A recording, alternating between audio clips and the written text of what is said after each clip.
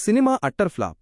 Cinema కొన్న బయ్యర్లు ఏకంగా 80 కోట్లు నష్టపోయి థియేటర్ల ముందు తలపట్టుకున్నారు. కాని ఆ సినిమా తీసిన ప్రొడ్యూసర్ మాత్రం ఒక్క టికెట్ కూడా తెగకముందే 90 కోట్ల లాభం జేబులో వేసుకుని ప్రశాంతంగా ఇంట్లో కూర్చున్నాడు. వినడానికి షాకింగ్గా ఉన్నా ఇది పచ్చి నిజం బ్రో. పవన్ కళ్యాణ్, హరీష్ శంకర్ కాంబోలో వచ్చిన ఉస్తాద్ భగత్ సింగ్ బాక్సాఫీస్ దగ్గర దారుణంగా బోల్తా కొట్టింది. కనీసం 100 కోట్ల గ్రాస్ కూడా దాటలేక పవన్ కళ్యాణ్ కెరీర్లోనే బిగ్గెస్ట్ డిజాస్టర్గా మిగిలిపోయింది. అసలు బయ్యర్లు ఎందుకు మునిగిపోయారు? ప్రొడ్యూసర్ ఎలా సేఫ్ అయ్యాడు? పవన్ కళ్యాణ్ తన రెమ్యూనరేషన్ ఎందుకు అంతలా తగ్గించుకున్నాడు? ఈరోజు ఉస్తాద్ పక్కా pin to pin closing report చూద్దాం రండి. నమస్తే మావా bros, welcome to Cinelokam X. Gabbar Singh లాంటి ఇండస్ట్రీ హిట్ తర్వాత పవన్ కళ్యాణ్, హరీష్ శంకర్ కలుస్తున్నారు అనగానే అంచనాలు ఆకాశాన్ని దాటేశాయి. మార్చి 19న ఉగాది పండుగ సందర్భంగా ఈ సినిమా భారీగా థియేటర్లలోకి వచ్చింది. పవన్ కళ్యాణ్ స్వాగ్, శ్రీలీల డాన్స్ అన్నీ ఉన్నా సరే జనాలు మాత్రం ఈ సినిమాని లైట్ తీసుకున్నారు. ఎంతలా అంటే రెండో రోజు నుండే థియేటర్లు ఖాళీ అయిపోయాయి.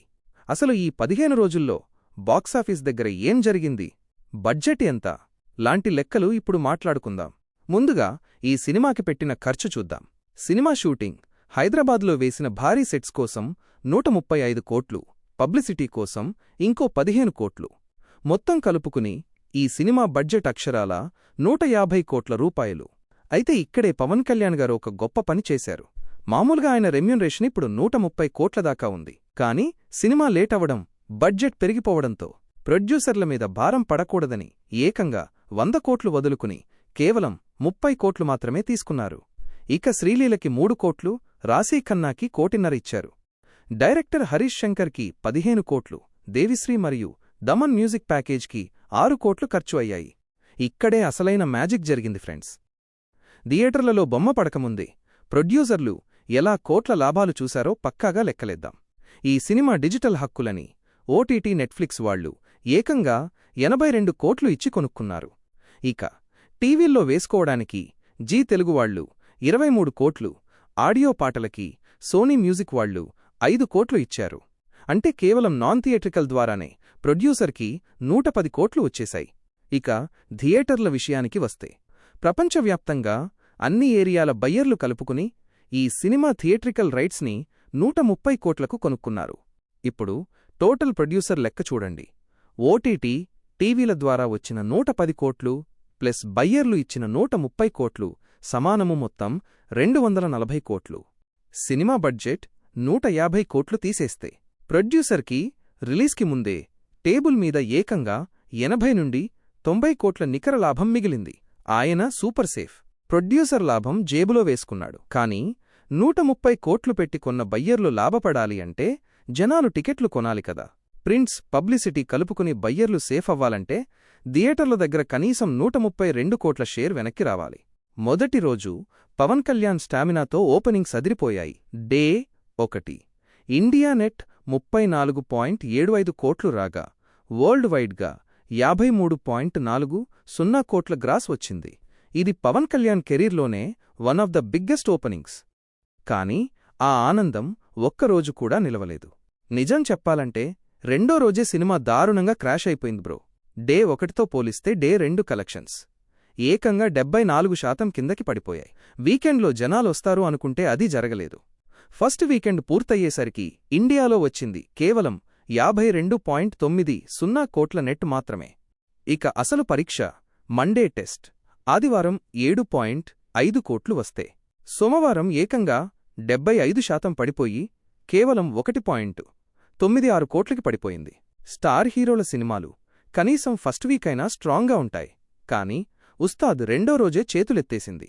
రెండో వారం వచ్చేసరికి కలెక్షన్స్ ఏకంగా 93% డ్రాప్ అయిపోయాయి. అసలు ఈ రేంజ్లో సినిమా ఎందుకు పడిపోయిందో తెలుసా? దానికి మెయిన్గా 2 కారణాలున్నాయి. మొదటిది పబ్లిక్ టాక్. జనాలు ఈ సినిమాకి హరీష్ శంకర్ వాడిన ఫార్ములా 10 ఏళ్ల క్రితం నాటిదని, Thalapathy Vijay Theri cinema remake feel పోలేదని ఫీలయ్యారు. గబ్బర్ సింగ్లో వర్కౌట్ అయిన కామెడీ ఇందులో వర్కౌట్ అవ్వలేదు. రెండోది ధురంధర్ 2. అదే రోజు రిలీజైన ఈ హిందీ సినిమా మన దగ్గర కూడా బ్లాక్ బస్టర్ కొట్టింది. ఆ సినిమా సునామీ దెబ్బకి ఫస్ట్ వీక్ 3000 స్క్రీన్స్లో ఉన్న ఉస్తాద్ సినిమా డే 9 నాటికి కేవలం 1100 స్క్రీన్స్కి పడిపోయింది. ఇప్పుడు ఫైనల్గా డే 15కి క్లోజింగ్ లెక్కలు చూసుకుంటే Ustaad Bhagat Singh total worldwide gross 96 కోట్ల దగ్గర ఆగిపోయింది. పవన్ లాంటి స్టార్ హీరో సినిమా 100 కోట్ల గ్రాస్ టచ్ చేయలేకపోవడమంటే మామూలు విషయం కాదు. బయ్యర్లకు వెనక్కి వచ్చిన టోటల్ డిస్ట్రిబ్యూటర్ షేర్ కేవలం 53 నుండి 55 కోట్లు మాత్రమే. వాళ్లు పెట్టింది 130 కోట్లు, వచ్చింది 55 కోట్లు. అంటే బయ్యర్ల నెత్తిన ఏకంగా 75 నుండి 80 కోట్ల రూపాయల భారీ నష్టం పడింది. వాళ్లు పెట్టిన పెట్టుబడిలో 40% కూడా వెనక్కి రాలేదు. ఇదొక డబుల్ డిజాస్టర్. థియేటర్లలో మిస్ అయిన వాళ్లు ఫోన్లో ఎప్పుడు చూడొచ్చు అంటే, ఈ సినిమా ఏప్రిల్ 23 లేదా 24వ తేదీన నెట్ఫ్లిక్స్లో స్ట్రీమింగ్కి రాబోతోంది. సో ఇది friends Ustaad Bhagat Singh real box office report.